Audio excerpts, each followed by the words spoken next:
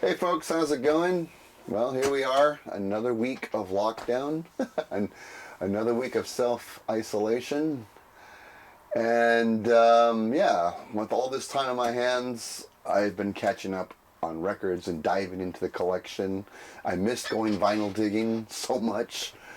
Hopefully, by the end of this month, we will come out of this lockdown and we can resume normal life, or what was normal for us just a few weeks ago or last month.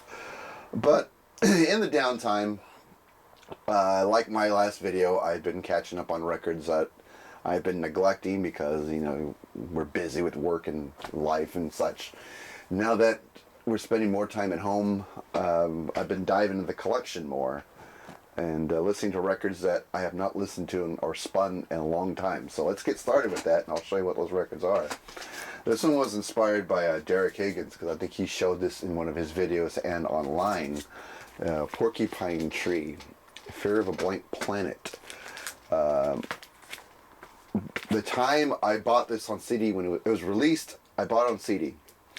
At that time this album was released, I was obsessed with this band. I mean, the album before it was Deadwing, and I remember I bought that the day it came out, and that really began my obsession with the band. Like I dived into their back catalog and everything, and was really listening to their past records and past songs, and really getting into the band in a big way. And when this record came out, this album came out, I mean, I was so into the band and just so into Steven Wilson and his songwriting. I was hooked. I was completely hooked. And this album is fantastic. Probably one of my favorite Porcupine Tree albums is this one, because when I first bought this on CD when it was released, I couldn't stay away from it. I was just constantly listening to it and just absorbing it. I absolutely loved it. And when it finally came out on vinyl, or when I bought it on vinyl, I should say, I was real glad to get this copy. I was pressed on blue vinyl, because I think that looks really good. Isn't that gorgeous? Look at that. This is a 2-record set. Music on here is outstanding. The theme of the lyrics, the content, very interesting, about kids in their early teens, being hooked on prescription drugs, just playing Xbox all day, walking around the mall like zombies, as it says in the song. It really was bold in telling the truth of some kids, not all kids, but some kids. And it was very unapologetic and very bold in its lyric content. And the music is spectacular, so I really dig this album. It was nice to listen to it again. I think because I listened to it so much when it was first released, yeah, you give other albums a chance. Because seriously, I was so obsessed with this record, this album, and when it first came out. Oh my God, this is such a good record. It's the one Porcupine Tree album I think I cherish the most. There's a lot of them, but there's quite a few of them actually, but this one's pretty high on the list, if not the top of the list. I do love this album, and it was cool to listen to this again. As soon as I heard the title track, Fear of a Blank Planet, and then how it goes into My Ashes, I was reminded why I was so obsessed with this album. It is just so good. It's Porcupine Tree's best, and I really love it, and it felt good to revisit this again. And always when I listen to this album, I have to jump to this one from Porcupine Tree, which is Neil reoccurring. Now what this is recorded during the sessions of this album, but it was cuts that didn't make the album, leftover tracks basically. And when you listen to some of these leftover tracks, if not all of them, there's only 4 songs on this mini EP. You wonder why they didn't make the cut, because they're just as good. Well, probably my favorite is Cheating the Polygraph song on here. That is excellent. It's an excellent Porcupine Tree song. And it makes me wonder, why was this song left off the album, Cheating the Polygraph? It's such a brilliant song. And this is a really cool collection. Even though it's only 4 songs, it's an EP, and it's on clear vinyl. In fact, there we are, clear vinyl.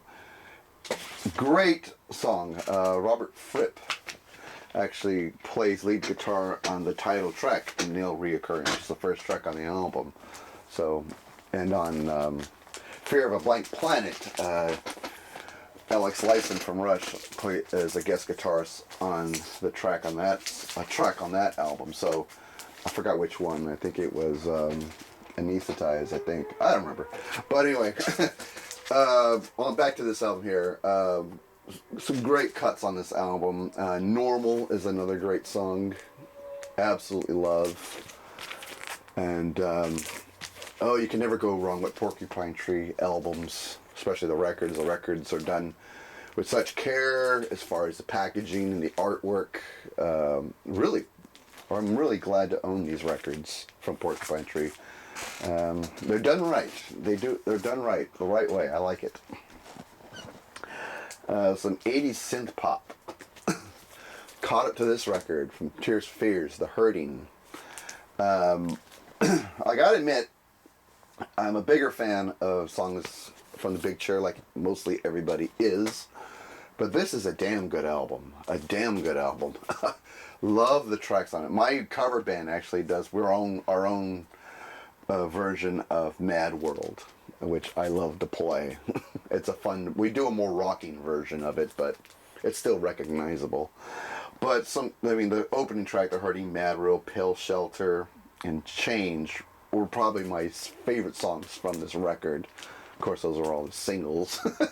But the whole album is really good. The debut from Tears for Fears, and then, of course, Big Chair would come after this album.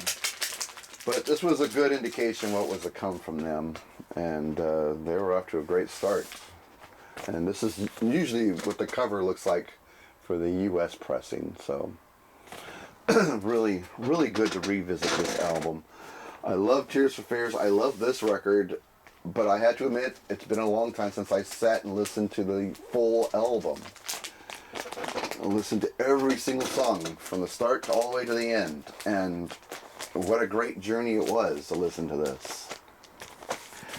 Absolutely love this record. It has to get more spins in my collection from me. This is just too good of an album to ignore and let it sit on the shelf and collect dust. It's just too great of a record. So, The Hurting from Tears for Fears. Absolute 80s classic. I'm surprised I haven't listened to much Rush during my lockdown time. Probably because I'm giving other bands a chance. But this is one record I have to admit I haven't listened to in a long time. It was Signals from Rush. The big song on here, obviously, is Subdivisions. Everybody knows that song. It's one of the more popular Rush songs. But the rest of the album is so good. So good. I love New World Man. Such a great song. I think it's one of Geddy Lee's best bass lines in a song.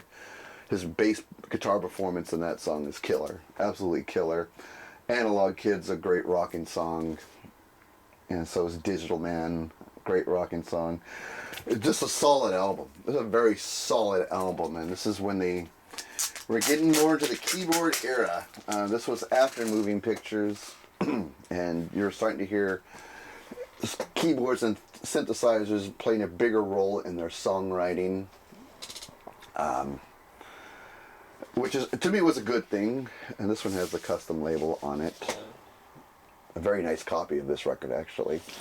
And I've had this long before I joined the VC. I mean, this is when I had about a good stack of records back in the day. You know, of course, we sell them for, like everybody else, I sold them for CDs.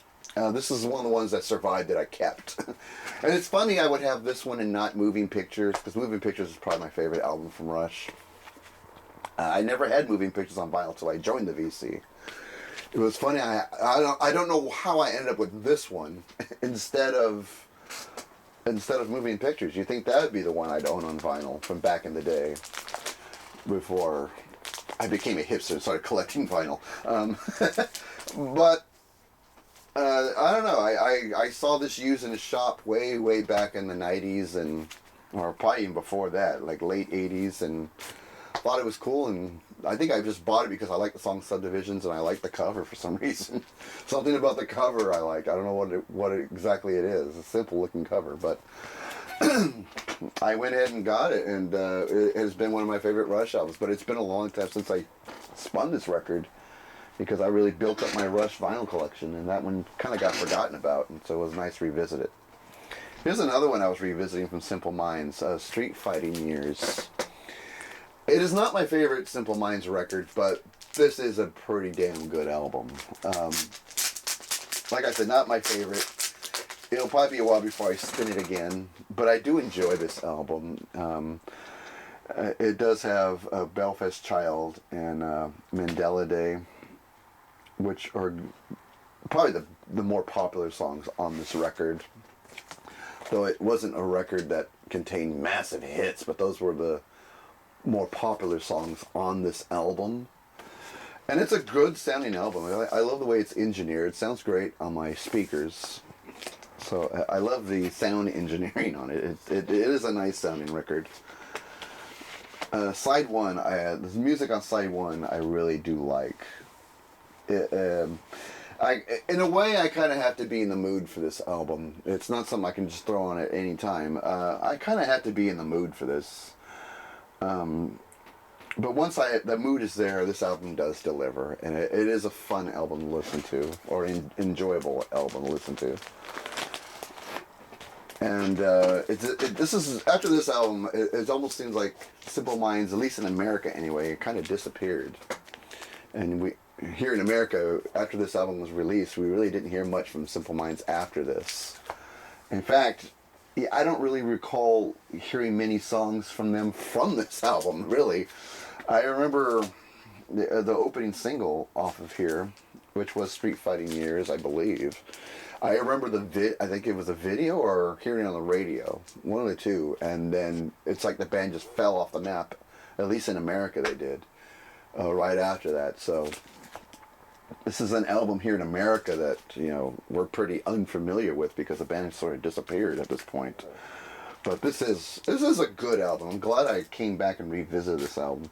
It was a fun and enjoyable listen.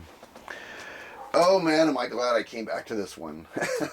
I haven't been listening to much Genesis at all in my downtime, but I did pull this one out.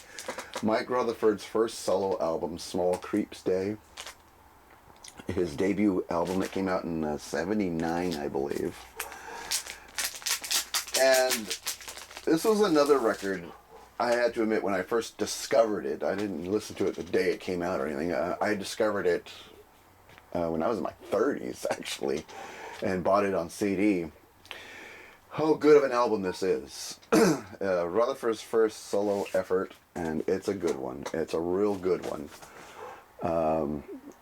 It does have that sound that Genesis would put on their records for Duke. So it does remind me of the sound of Duke. The vibe and the feel of that record. You could hear it in this record too. And it was recorded around that same time. I think they recorded Duke right after this album was released. So you can see that momentum. This is like a promotional copy too. So it is a promo copy. So it's like an early pressing of this album.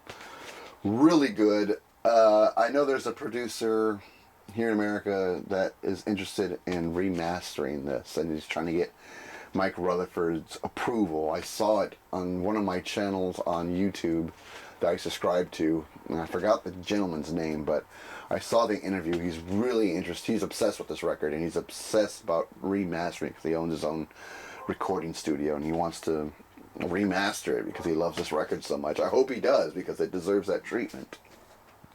I would definitely be interested in that. What I love about this record is it reunites Rutherford with Anthony Phillips.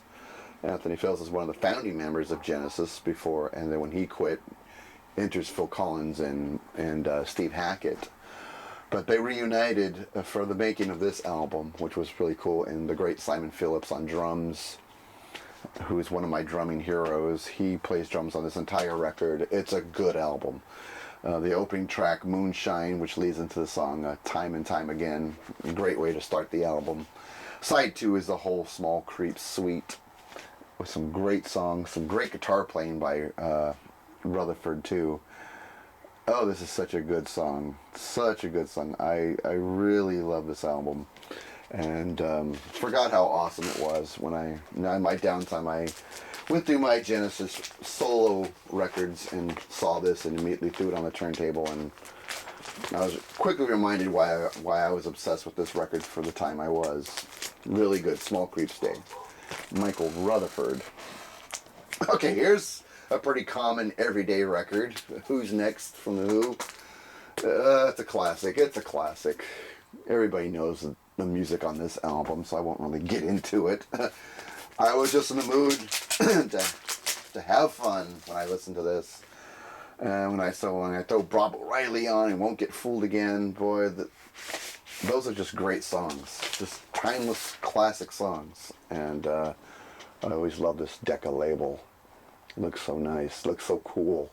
So one of my favorite record labels to look at when I pull the album out of the jacket. Such a good album. Keith Moon's drumming on this record is very inspiring. Very, very inspiring. He is a powerhouse on this entire album.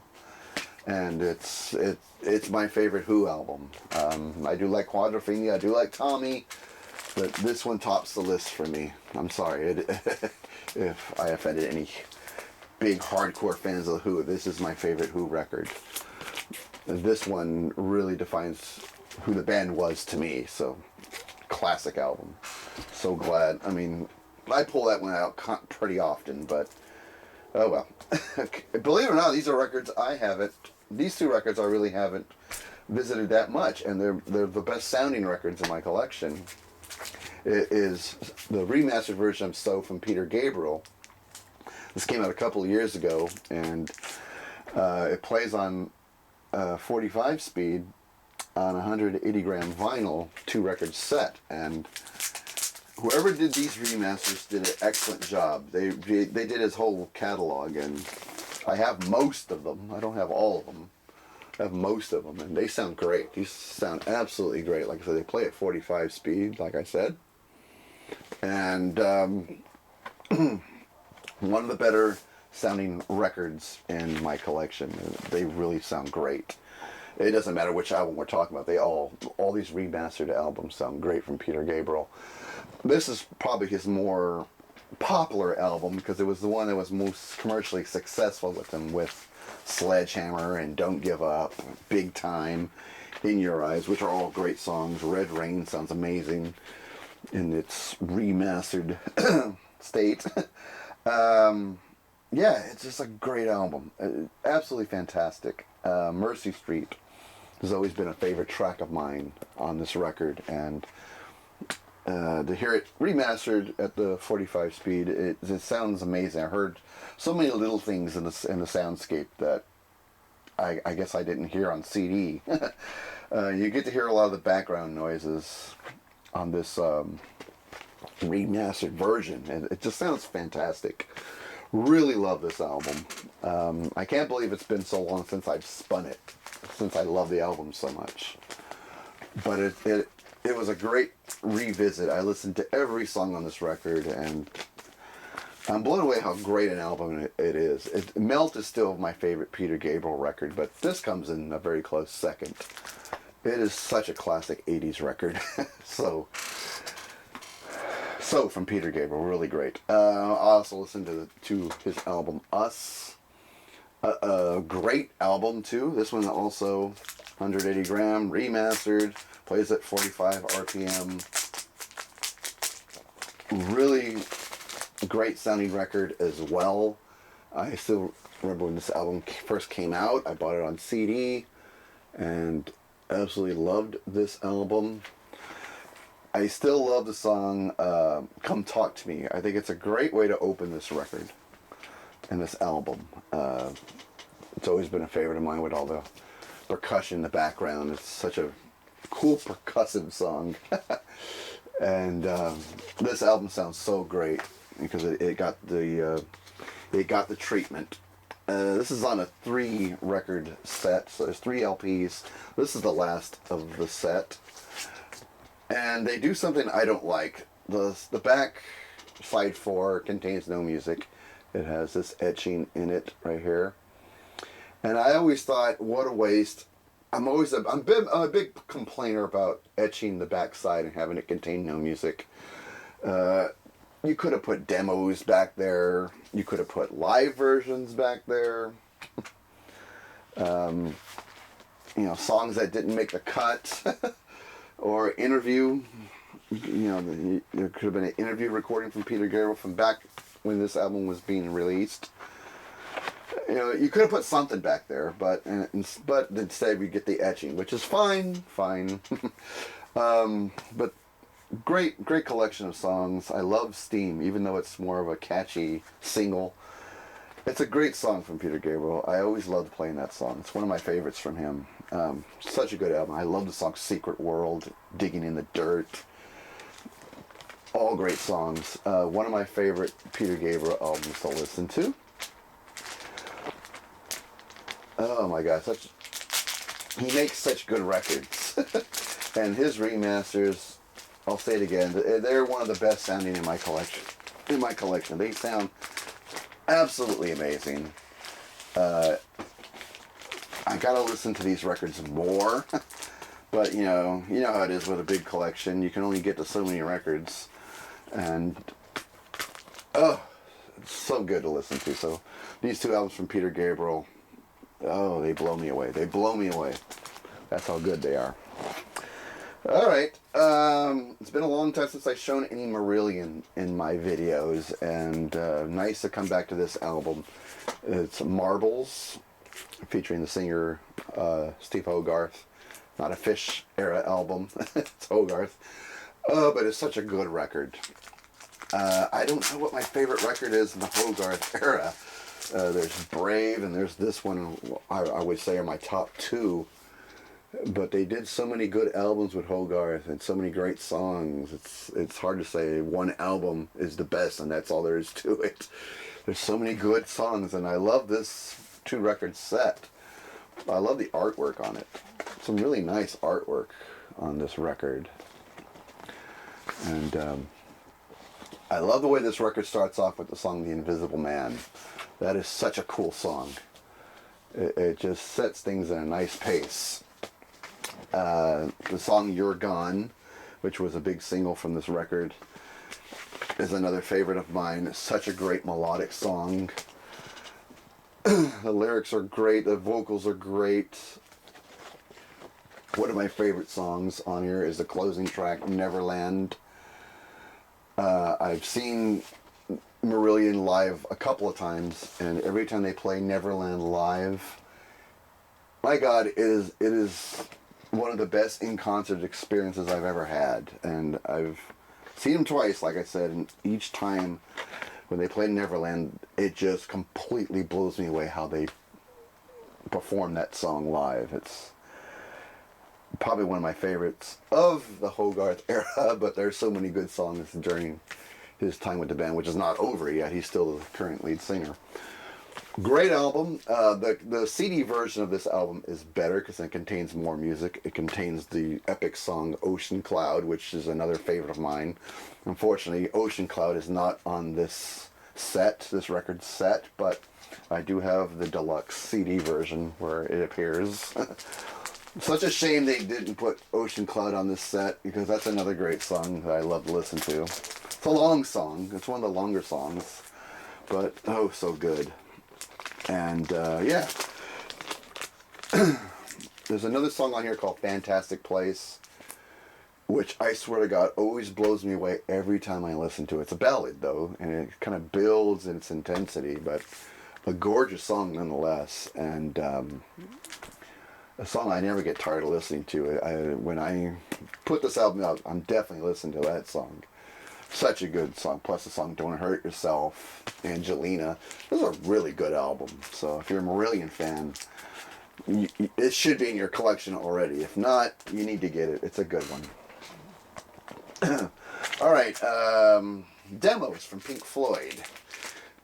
This is a collection of Pink Floyd demos from the album Dark Side of the Moon, The Wall, and Wish You Were Here. So a good collection of their demos. There's the track listing if you want to pause the video and check this out. I bought this in Hollywood not too, I think a year ago, a year and a half ago. And it's really cool to hear the demo versions of all these classic songs. And we're talking like Have a Cigar, Wish You Were Here, Another Brick in the Wall, Young Lust, Mother, Money, you know, and Hey You, Run Like Hell, just to mention a few. Really cool. It is on colored vinyl, kind of a marble look, and it has this really cool artwork in the labels. So makes this a really fun and interesting record to have in my collection. Really love spinning this. It had been a while since I listened to it, and it is the one demo I love to listen to the most on here is Money, because it's just Roger Waters singing it on acoustic guitar, doing the vocals and playing acoustic guitar. And he plays it kind of bluesy sounding, so it really does have a cool sound. And that's it. And of course it ends with the song Us and Them, which is just piano only. No vocals, just piano playing Us and Them, which sounds absolutely beautiful. That's the last song on this set, and as you can see, it's a beautiful looking record. I love the way it's packaged with the artwork on the labels there. Just a wonderful touch. And it's very interesting to listen to these demos, since you're so used to how these albums were recorded on the albums they're featured on. You get to hear the earlier versions of it, and to give you an idea how it was reworked, how the studio version, how they arrived at the studio versions of these classic songs. So really interesting collection of songs. All these big songs from Pink Floyd, and get to hear them in demo form. It's pretty interesting. Not a record I spin a lot, but when I do, I really love it. I'm very happy this is in my collection. Very cool. We're going to end with this big box set here. Well, not a huge box, but it's from Garbage, version 2.0. It's a remastering of this album. One of my favorite albums that came out in the 90s, and one of my favorite bands that came out in the 90s. Got to see them live once in San Francisco, and that was one hell of a show. It was a wild-ass show, too, but it was fun. And I really do love this album, because this is more or less when I discovered Garbage. I mean, obviously I heard songs from their first record. This is their second album. And when this one came out, I heard I'm Only Happy When It Rains, and I think Queer was like the only songs I heard from the first record. And then when this one came out, I was really sold on the band, because they had Push It and what was it? I Think I'm Paranoid. Those were the songs that really sold me, and I think I bought this on CD back then and really loved it. Nice to have it on this remastered version. Let me see if I could take it out of the box here. Here's the record. It is on a 2-record set. It is remastered audio. There's the gatefold. And they did a great job remastering this record too. It sounds fantastic. A lot better than CD. And I actually had this on vinyl once before when I first joined the VC. And it sounds better than the vinyl version I have. I have a UK pressing of it originally until this came out, and this totally blows my original vinyl version of it away. It sounds so much better. And I mean, with Garbage's music, there's a lot of layering of, you know, electronic percussion, layers of guitars and keyboards, and just strange backward sounds that you hear in the soundscape. It almost sounds like it's made. This album's made for films or something. It's fucking badass.